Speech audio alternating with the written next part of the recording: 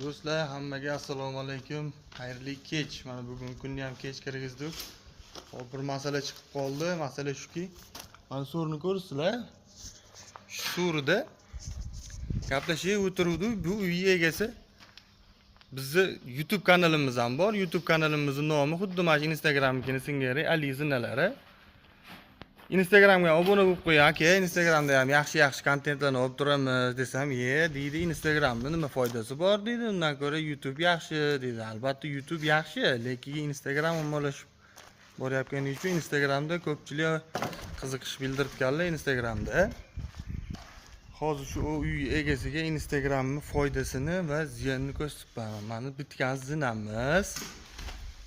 Mana unisi ham bitgan. Bu ham bitdi.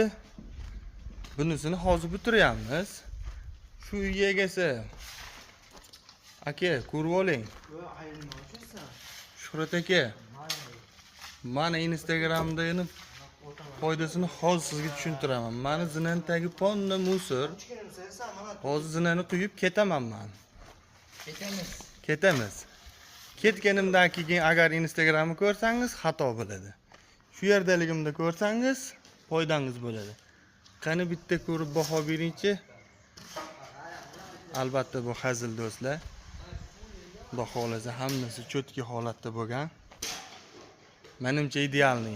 Endi bahoni baribir tomoshabin beradi. Odam o'zini ishiga baho bersa, u yaxshi ish bo'lmaydi. Bahoni o'zingizga berib o'tasizlar.